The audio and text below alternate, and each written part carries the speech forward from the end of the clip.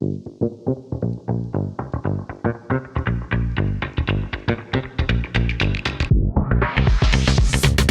à toutes et à tous. Bienvenue à cette première conférence de l'après-midi. J'espère que vous avez pu reprendre des forces durant la pause déjeuner. Cette première conférence, nous allons l'animer en partenariat avec un de nos clients, donc la société ATK.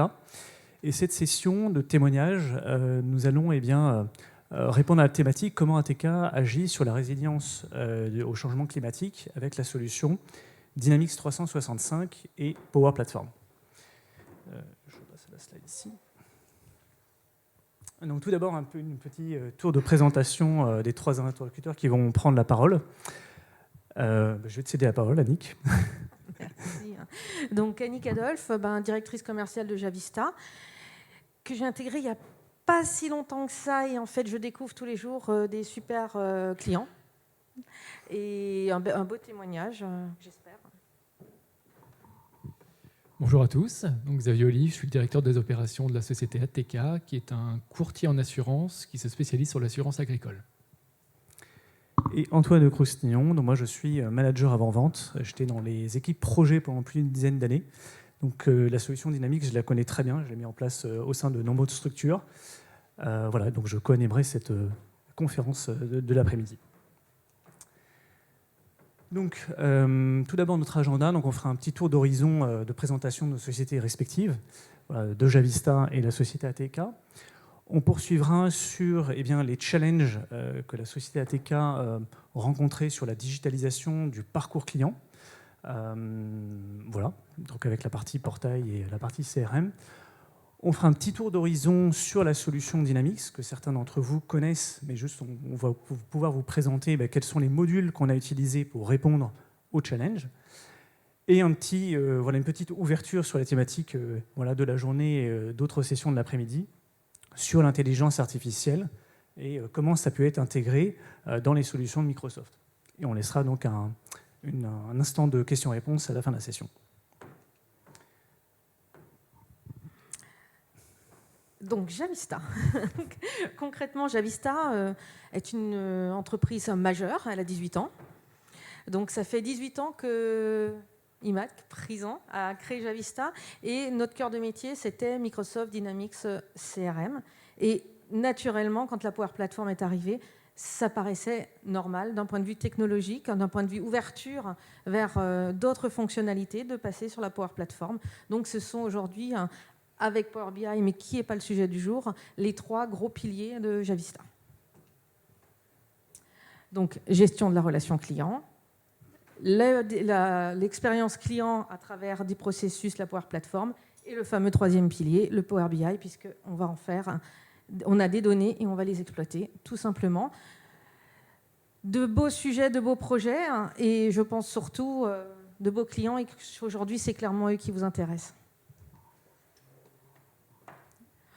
Peut-être certaines références que vous connaissez, qui sont dans différents milieux. Donc, on est surtout spécialisé, enfin, c'est les trois grands piliers qui sont finance, assurance, tout ce qui est industrie, et enfin, tout ce qui est manufacture, retail. Merci Annick. Donc voilà pour ce tour d'horizon de la société Javista. Je vais céder la parole à Xavier. Alors, les plus observateurs d'entre vous ont peut-être remarqué que sur le slide précédent, il n'y avait pas le logo d'ATK. Et je vais justement vous faire un petit peu de contexte et d'historique pour vous expliquer pourquoi. ATK, c'est le nom de la société aujourd'hui. C'est une société qui a été créée en 2018, en tout cas qui a commencé son activité opérationnelle en 2018, au sein d'un groupe qui s'appelle InVivo, qui est une union de coopératives agricoles. C'est un groupe qui petit à petit s'est diversifié vers les services auprès des coopératives agricoles, auprès des agriculteurs, et qui, un jour, et on verra pourquoi, s'est dit et si on proposait des solutions d'assurance. La société a été incubée au sein de ce groupe, et puis quand c'est devenu un jouet qui devenait un peu trop gros pour être juste un business à part, elle en est devenue indépendante. La société est maintenant indépendante depuis à peu près 1 an et demi, et s'est renommée, d'où le nom ATK. Voilà. On peut peut-être passer... je vais prendre ça va être plus simple, je te remercie. Il y a 3 dates clés qu'on aime bien utiliser pour raconter un petit peu l'histoire d'ATK. Donc, comme je vous le disais, 2018, c'est le lancement, opérationnellement parlant, de la société. Lancement qui s'est appuyé sur une thèse professionnelle qui a été écrite par le fondateur d'ATK, qui s'appelle Antoine Poupart, et qui a été récompensée par le prix de la Fondation HEC. Donc à cette époque, c'est vraiment une start-up qui part d'une idée et qui essaie de la mettre en œuvre. Cette idée, elle s'est développée, elle a été mise en œuvre en utilisant des technologies, ce qui a fait que 3 ans plus tard, 2021, ATK a été élu InsurTech de l'année par le pôle Finance Innovation, ce qui a été la récompense de l'utilisation des technologies, de l'innovation technologique pour mettre en œuvre une bonne idée. Et là, on est encore 2 ans plus tard, aujourd'hui on est en 2023, la société a grandi, la société est financièrement à l'équilibre, et ça a été à nouveau récompensé, cette fois par l'Institut de la finance durable, qui a remis le prix Arbre à ATK en 2023. Donc l'Institut de la finance durable a 3 catégories de prix, graines pour les startups, pouces pour les sociétés qui sont en croissance, et arbre, ce qu'on appellerait les scale-up, pour faire un mauvais anglicisme. L'idée qui a motivé la création d'ATK, c'est le constat qu'en 2015, seulement un agriculteur sur 4 assurait ses récoltes. Assurer ses récoltes, c'est un enjeu majeur, surtout dans un monde, et on en a beaucoup parlé ce matin, où le climat change, où en conséquence la météo change, et où les récoltes, qui sont quand même le nerf de la souveraineté alimentaire française, sont très impactées. L'idée d'ATK, c'est de pouvoir apporter des solutions à des agriculteurs pour qu'ils puissent eux-mêmes innover. On ne prend pas de risques quand on n'est pas couvert pour ces risques. On n'essaie pas de trouver des nouvelles façons de cultiver, de s'adapter à un environnement qui change, si on n'a pas la possibilité financière de survivre à une prise de risque qui tourne mal. Donc l'idée, c'est vraiment d'apporter ça chez les agriculteurs en comprenant pourquoi seul 1 sur 4 s'assure et en leur apportant les solutions. Et on en parlera tout à l'heure, la façon qu'ATK a prise d'apporter ces solutions, c'est d'utiliser la technologie. L'ambition, et là on n'est pas sur une ambition d'ATK, on est sur une ambition globale du marché de l'assurance agricole en France, c'est que d'ici 2025, la moitié des agriculteurs soient équipés en assurance. Donc, la vision, je l'ai un petit peu esquissée, c'est de pouvoir permettre aux agriculteurs, mais à l'intégralité des filières agricoles en France, de prendre des risques et d'être couverts pour ces risques, parce qu'on pense que c'est le seul moyen d'être résilient face au changement climatique. Donc ATK a vraiment cette ambition d'agir sur cette résilience et de le faire en étant le plus respectueux possible de l'environnement et en s'appuyant sur des solutions technologiques qui permettent de réduire l'empreinte carbone. L'analyse qui a été faite était de se dire aujourd'hui pourquoi les offres assurantielles ne convainquent pas les agriculteurs. C'est parce qu'elles sont complexes, c'est parce qu'elles sont trop chères et parce qu'on a du mal à leur apporter. Il y a beaucoup de lourdeur administrative. Et ça, on a su, grâce notamment à Javista qui nous a accompagnés sur la mise en place d'outils, on a su aller au-delà et pouvoir équiper des agriculteurs. Si on fait un rapide focus sur l'équipe dirigeante d'ATK, aujourd'hui c'est 3 personnes. La première, le fondateur, Antoine Poupart, dont je vous parlais, donc, qui est ingénieur agronome, donc, qui a fait une thèse professionnelle chez HEC, fils d'agriculteur, qui a une vraie expérience entrepreneuriale. On a Laurent Marbotte, qui est le directeur commercial, qui lui a plus de 20 ans d'expérience dans les assurances sur les aspects front office, donc commercialisation, mise en place de process. Et donc moi-même, qui suis également ingénieur agronome, actuaire, donc c'est le statisticien des assurances, et qui a à peu près 15 ans d'expérience sur les aspects back-office en assurance.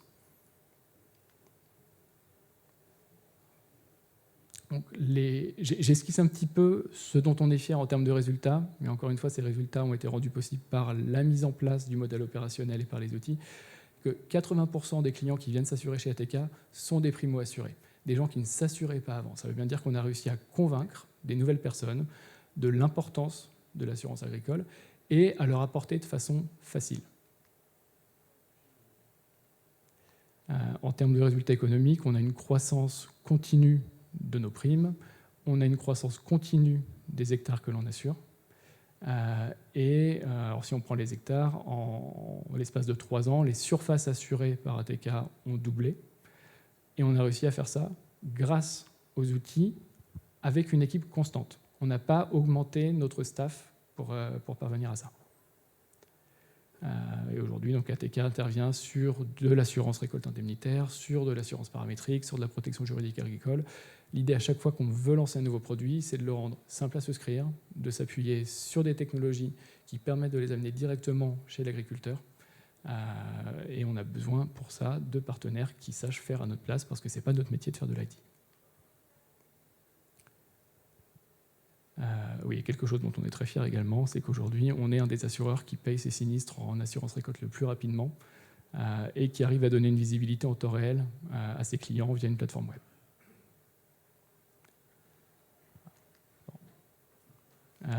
Les challenges, on peut les co-animer d'ailleurs. Oui.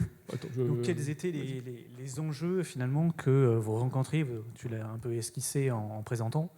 Voilà, quels étaient les enjeux et pourquoi ce choix de solutions et les solutions de Microsoft? Alors, la volonté, c'était de pouvoir avoir une plateforme informatique qui soit accessible en self-service à des clients agriculteurs.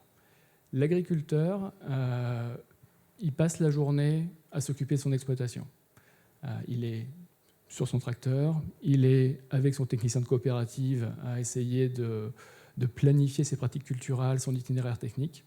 Il n'a pas forcément le temps ou pas forcément aux bons horaires d'aller dans un bureau d'assurance, de parler avec un conseiller et de souscrire à un contrat. Donc l'idée, c'est d'avoir quelque chose qui soit utilisable en self-service, à toute heure, et forcément un site internet, quoi de mieux. Après, ça c'est la partie front, qui est visible pour les clients. Derrière, nous, on a aussi des besoins de pouvoir suivre, de pouvoir animer, de pouvoir relancer, de pouvoir détecter quelqu'un qui a commencé à faire un devis, qui n'est pas allé au bout, de pouvoir répondre à une question. Il nous fallait un outil qui arrive à allier à la fois le front et le back, et clairement, la plateforme Dynamics permet de faire ça. On a CRM Dynamics qui, chez nous, anime tout le back-office. On voit en temps réel l'activité commerciale. On est capable de détecter des questions de clients, des points de blocage, et d'y répondre proactivement. Et on a les Power Apps qui sont en front, qui sont un site client, utilisables facilement, et qui, en plus, sont modifiables facilement également. Là, on est en train de finaliser un projet de refonte graphique totale et de refonte du parcours client pour que ce soit plus simple, pour que ce soit plus facile de souscrire. Et moi, je suis étonné, alors c'est un compliment qui n'était pas préparé, je suis étonné de la facilité avec laquelle on est passé d'un site qui avait un design de 2018 à un site extrêmement moderne en à peu près 20 jours de travail. Au-delà de cette partie souscription, il y a la volonté de pouvoir donner à nos clients un espace pour gérer leur contrat tout seul, parce qu'on se pose la problématique de comment on souscrit un contrat. On a la même chose pour comment on le gère derrière. J'ai un sinistre, qu'est-ce que je fais? Est-ce que j'appelle l'assureur? Les bureaux sont fermés, zut. Est-ce que j'envoie un courrier? C'est un peu lent. On parle d'empreinte carbone, y a le transport, il y a le papier, il y a le timbre. Ou est-ce que j'ai quelque chose en self-service où je le fais? Et forcément, cette dernière option, c'est imposé à nous. Et puis enfin, apporter le dernier enjeu que j'ai un peu esquissé, c'est améliorer la satisfaction globale des clients en ayant, nous, de notre côté, une vision globale, totale de ce que fait le client, de ce que veut le client et pouvoir y répondre.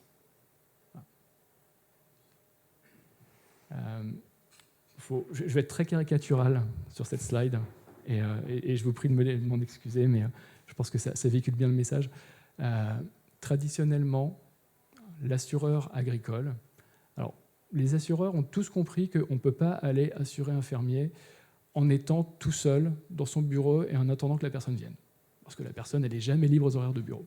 Donc le modèle traditionnel de la commercialisation d'assurance agricole en France, c'est un vieux monsieur grincheux dans sa voiture qui va faire le tour de sa région avec son SUV qui consomme 10 litres au 100, qui va arriver avec une pile de paperasse, avec le papier du devoir de conseil, le papier de la fiche d'information standardisée, avec la police, ses conditions générales, les conditions particulières, et puis qui va laisser derrière lui des agriculteurs qui étaient très bien, à qui on dit « Ah, il faut s'assurer », et maintenant ils croulent sous les papiers, le type est parti, ils ne savent pas quoi faire. Donc, vraiment, ce qu'on a voulu faire et ce qu'on a réussi à faire grâce à l'accompagnement de Javista, grâce aux solutions de Microsoft, c'est s'affranchir de ça. C'est avoir une solution où il y a toujours quelqu'un pour répondre à l'agriculteur. Alors ce quelqu'un, parfois, c'est un site internet, c'est le service. Et puis s'il y a une question, elle peut être posée et dès le lendemain, nos équipes vont être capables d'y répondre. S'affranchir de cette pile de paperasse et de questions qui laissent les potentiels assurés un peu hagards, en leur permettant d'avoir tous les documents de façon dématérialisée, au même endroit, de pouvoir signer électroniquement. Et ça, c'est des aspects qui participent très fortement au succès d'ATK. Alors les solutions, tu as un peu présenté. Donc, bien entendu, donc, on a répondu avec la solution Dynamics 365 et en particulier le module Customer Service et la partie effectivement portail avec la brique de Power Platform, Power Pages. Voir historiquement, quand on a démarré le projet, ce n'était pas encore Power Pages, donc on a commencé avec la précédente technologie et on a utilisé la nouvelle technologie. Je voulais poser une question pour approfondir ou pas ma présentation. Qui connaît dans la salle ce que fait précisément le module Customer Service ? Est-ce que ça évoque quelque chose aux participants ? Oui, quelques-uns. Bon, c'est une minorité, alors je vais parcourir. Donc, le module Customer Service en fait, de Dynamics, il va proposer tout d'abord un module pour gérer des incidents. Donc, on prenait le cas ici des sinistres, mais dans le module standard, c'est des incidents. Donc, on va décrire son incident, il va y avoir des étapes de résolution, des personnes qui vont participer à ces résolutions. On peut avoir donc lié à des contrats. Dans certains cas, des niveaux de réactivité qui sont nécessaires vis-à-vis du contrat. On a plusieurs points d'entrée, donc ça peut être du multicanal, donc ça peut être un portail, donc ce qui est le cas ici, ça peut être des emails, ça peut être le téléphone, ça peut être un chatbot. Alors on va faire le lien, on le verra tout à l'heure avec les solutions de la Power Platform. Bref, c'est tout un écosystème de ce module de Customer Service qui vient répondre aux problématiques de gestion, de suivi des incidents que peuvent avoir les clients. La partie portail, donc il y a ce module qui est proposé par Power Platform. D'ailleurs, je vais peut-être passer. Hop, merci. Et on reviendra effectivement sur la partie, le bout finalement de la souscription avec la signature électronique. Donc là, c'est une présentation, voilà, un overview des solutions de Microsoft autour de Dynamics, donc avec la brique Sales qu'on a un peu pu voir, la partie qui s'appelait auparavant Dynamics Marketing, qui a été renommée récemment en Customer Insights, le module Customer Service donc, que j'ai évoqué, et ensuite dans la brique Power Platform, donc, cette partie Power Pages qui permet de créer des pages web, Internet, sites web, intranet, qui a donc été utilisé pour cette partie portail. Je suppose également, là je ne l'ai pas entouré, qu'on a utilisé également le composant de Power Automate pour faire des liens entre les systèmes. Tout à fait. Et d'autres outils qui ne répondent pas forcément à la thématique du jour, mais on utilise Power BI pour suivre notre activité, on utilise énormément d'outils Microsoft. D'accord. Et donc, effectivement, cet écosystème de solutions Dynamics, il est naturellement interfacé avec la suite Office, donc avec Word, Excel, PowerPoint et Teams. Et on a pu le voir d'ailleurs dans certaines conférences ce matin, et il y en a d'autres également. Je vais en présenter un peu brièvement les ouvertures, que effectivement l'intelligence artificielle a été insufflée par Microsoft par le biais de cette solution Copilot dans l'ensemble des modules de Microsoft. Donc ça sera aussi un point d'ouverture tout à l'heure. Donc là, on peut parcourir quelques exemples d'écran de ce qui a été mis en place. Donc là, vous avez deux captures d'écran. La partie gauche, c'est notre nouveau site de souscription. L'idée, c'est d'avoir quelque chose qui soit graphiquement appealing, pour faire encore une fois un anglicisme, mais graphiquement, qui ait un attrait graphique pour l'assuré potentiel, qui soit simple à lire, qui soit simple à utiliser et qui soit rapide. Une des promesses d'ATK pour ses clients, c'est qu'en 5 minutes, sur notre site internet, tout seul, vous avez un devis. Vous savez combien votre solution d'assurance va vous coûter. La partie droite, c'est ce que notre hotline voit en back-office. On a une liste complète, alors qu'elle a été totalement anonymisée, c'est pour ça que c'est flou. On a une liste complète des souscriptions qui sont en cours, l'étape à laquelle la souscription s'est arrêtée, à quelle date. On a tout un tas de filtres qui permettent de détecter, par exemple, une souscription qui était presque arrivée à son terme, mais ça fait 5 jours que le prospect ne l'a pas reprise. À cette étape de la souscription, on a déjà les coordonnées de la personne, on peut la recontacter. On peut lui demander si elle n'a pas fini sa souscription parce qu'elle a changé d'avis, parce qu'elle a une question, répondre à sa question et éventuellement finaliser la souscription.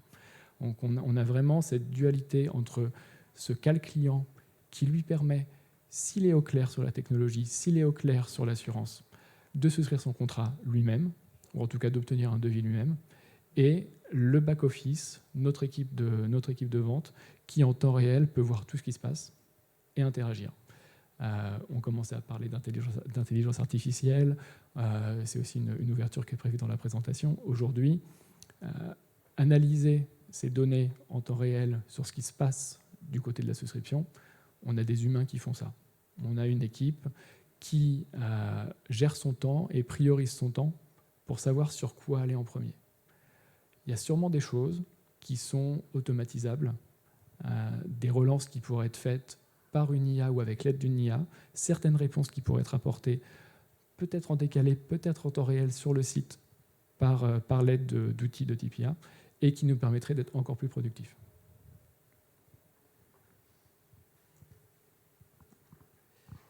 Et donc ce qu'on a aujourd'hui, grâce à ces outils, par rapport au vieux monsieur grincheux dans son SUV à 10 litres au 100 et à la montagne de papier qui arrive sur chaque exploitation, c'est plein d'exploitants, à l'heure qu'ils veulent, dans leur bureau, quand ils ont fini leur semis, quand ils ont fini de moissonner, qui peuvent se connecter sur notre site.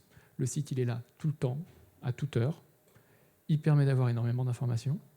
Notre équipe de hotline a la visibilité de ce qui se passe et peut soit proactivement recontacter des clients, soit en réaction à des questions, les aider à finaliser. Et on arrive à avoir beaucoup plus d'agriculteurs assurés que ce n'était le cas avant. Comme on l'a dit, aujourd'hui, on a à peu près 160 000 hectares assurés par ATK. 80% de ces surfaces viennent d'agriculteurs qui n'étaient pas assurés avant. D'agriculteurs qui, s'ils avaient un aléa climatique, perdaient leur récolte, perdaient leur chiffre d'affaires, mettaient leur exploitation en péril. Et encore une fois, ça freine énormément l'innovation dans le milieu agricole, ça freine la capacité à tenter des pratiques culturelles différentes, à tenter des variétés qu'on ne connaît pas, pour essayer d'être plus résilient au changement climatique. Et si on ne peut pas innover, vu le tableau qui nous a été dressé ce matin pendant la conférence de Carbone 4, on sait qu'on ne va pas pouvoir compter sur l'adaptabilité et l'évolution naturelle des espèces végétales dans un temps aussi court pour continuer à nourrir la planète. Donc il faut que cette faculté d'innovation continue d'exister. L'assurance en est une. Enfin, l'assurance est un facilitateur de cette faculté d'innovation. Et les outils mis en place nous permettent d'apporter l'assurance à un plus grand nombre d'agriculteurs.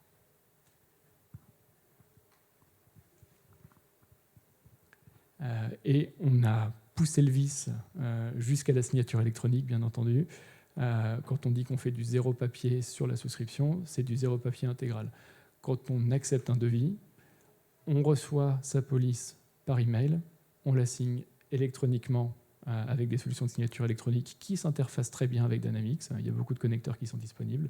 En l'occurrence, nous, on utilise DocuSign. Et ça permet d'avoir une signature qui est juridiquement valable. Et on a vraiment été zéro papier du début à la fin.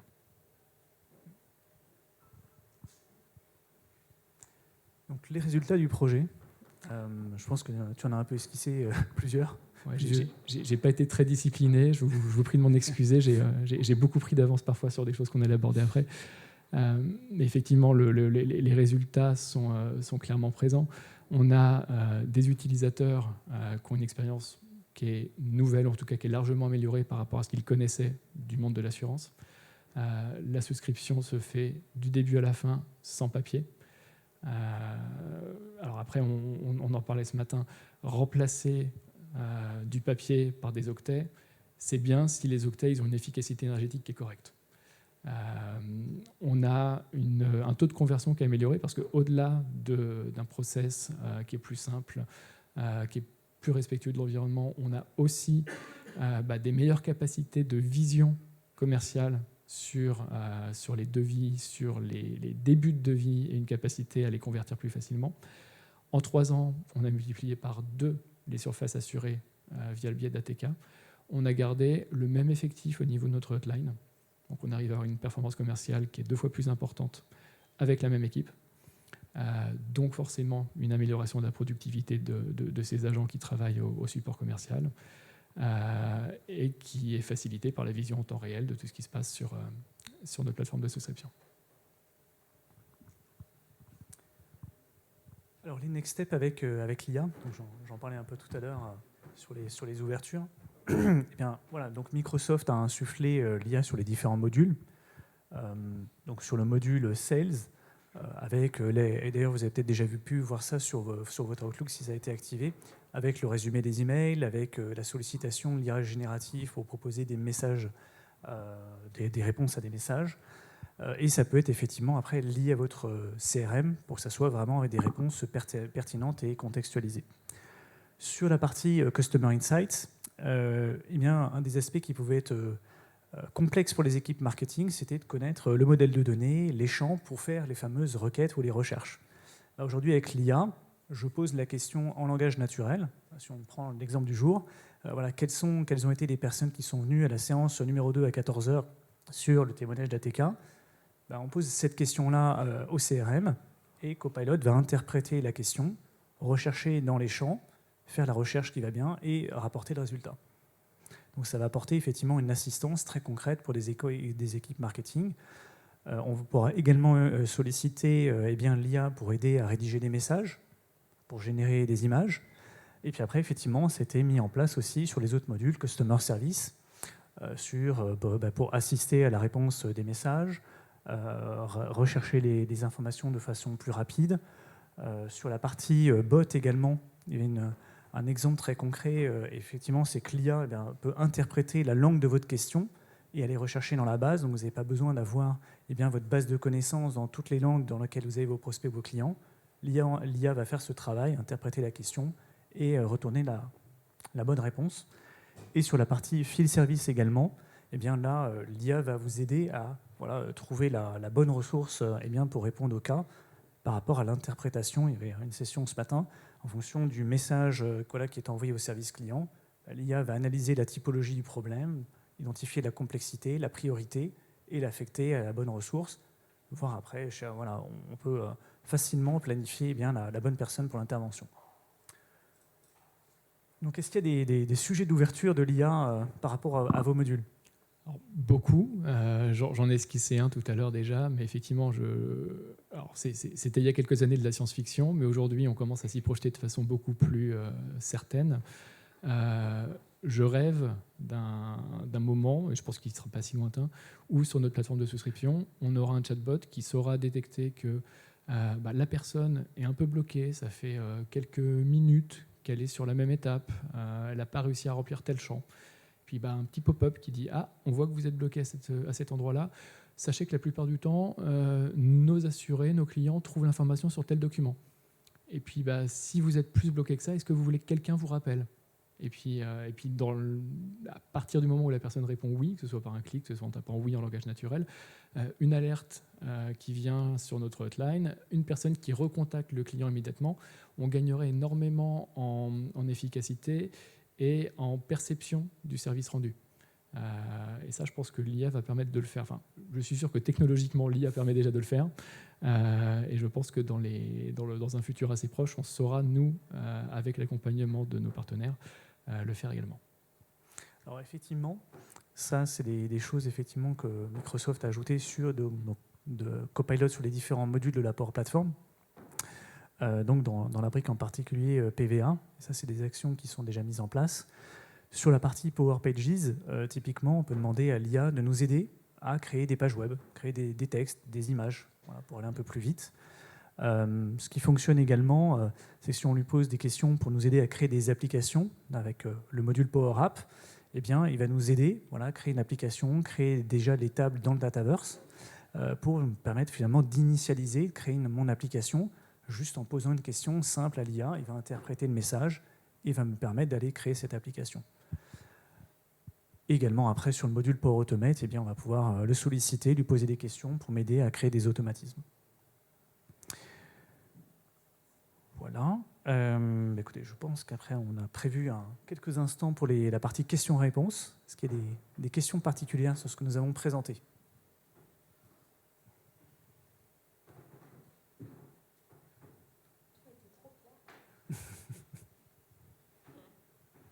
Alors peut-être, oui.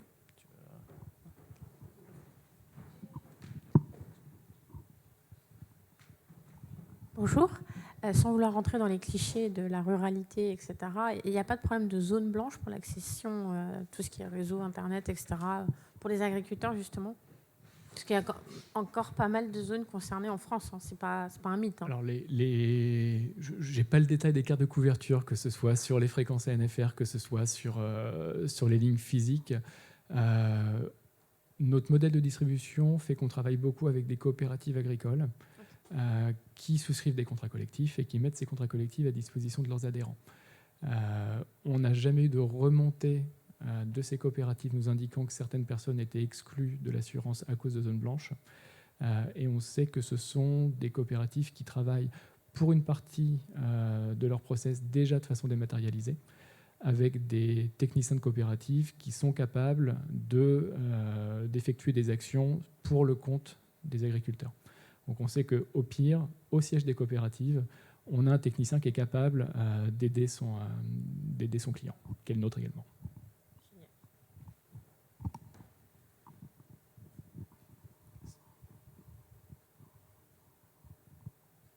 D'autres questions ? Alors, moi, j'en ai une pour faire le lien avec ce qui a été présenté ce matin. Donc, on parlait de Microsoft, voilà, de tous les investissements ou finalement de l'avancée de la technologie, et Microsoft répond à cette partie-là avec les investissements sur les serveurs, sur la neutralité carbone. Voilà, est-ce que c'est quelque chose qui est important pour vous dans votre choix technologique ? Déjà, dans un premier temps, à titre personnel, oui. Voilà, je suis ingénieur agronome de formation, je suis père d'une petite fille. Je pense que tous, on a envie de laisser un monde qui soit le plus vivable possible à nos enfants. Donc les questions de neutralité carbone se posent quasiment au quotidien. Après, en termes d'entreprise, c'était justement une des remarques de la conférence de ce matin, attention à ne pas remplacer un process existant par un process numérique qui ne soit pas forcément plus vertueux. Donc quand on dit on est passé à du zéro papier, ce zéro papier, il a de l'importance pour nous, surtout si derrière, on a des data centers, on a des technologies qui tournent en étant le plus efficace possible d'un point de vue énergétique. Donc oui, tous ces efforts sont importants pour nous. N'ont pas été le moteur du choix des technologies qu'on utilise, parce que ce n'était pas forcément à ce moment-là des problématiques qui étaient vraiment perçues. Par contre, c'est certain que, à l'aune de toutes les évaluations futures que l'on fera de nos technologies pour confirmer ou pas les choix qu'on a fait dans le passé, ce sera un critère clé. Oui, d'ailleurs, on le voit, beaucoup de structures intègrent ça dans leur choix, dans le critère finalement de choix de société, société, partenaire ou solution éditeur. Voilà, c'est des critères RSE sont des critères qui sont importants dans les choix.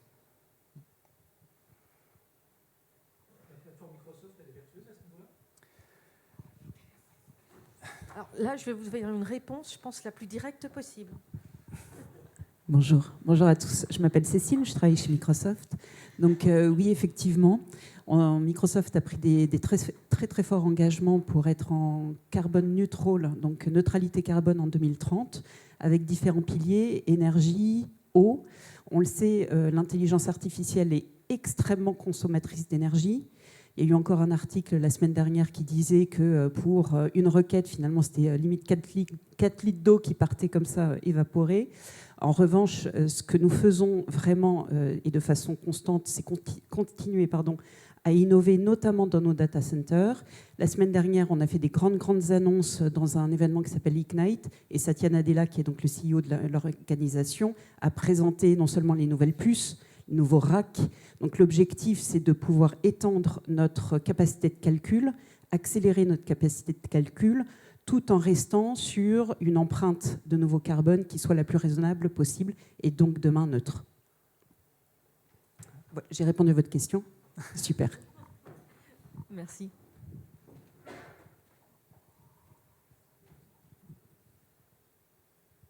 Profitez-en, elle est là. Toutes les questions qui fâchent. J'ai même entendu que qu'ils avaient comme ambition de payer la dette, hein, cette fois-ci en 2050, je crois. Hein. C'est ça. Ouais, c'est ça. Donc seulement ils seront neutres en 30, mais en 50, ils auraient remboursé leur dette. Voilà. Alors c'est vrai que toutes les organisations, les vôtres aussi, hein, on a tous des engagements dans ce sens-là. J'ai pris l'avion malheureusement la semaine dernière et je voyais qu'effectivement Delta aussi prenait des engagements à plus long terme 2050. Mais oui, on est tous dans cette course-là qui est indispensable. Hein. Vous en avez parlé ce matin. Je pense qu'on ne peut pas se passer d'avoir des engagements de ce type-là. Donc oui, remboursement de notre empreinte.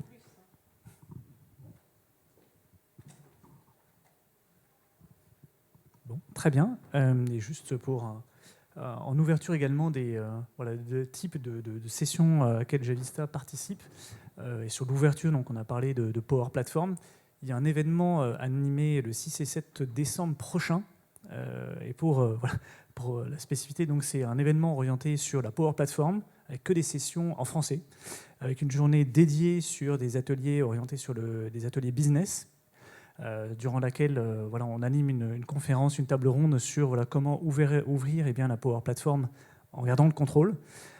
Et la deuxième journée qui est plus orientée pour les métiers techniques, durant laquelle on animera une autre session, là cette fois-ci sur les grilles éditables et les contrôles PCF. Là c'est très spécifique technique, mais ça répond à des questions particulières. Les techniciens sont ravis d'avoir la réponse. Voilà, donc n'hésitez pas, on a mis des QR codes et sinon vous pouvez vous inscrire. Donc c'est des sessions qui sont animées dans les locaux de Microsoft durant ces 2 journées, le 6 et le 7 décembre. Très bien, merci à tous. Merci.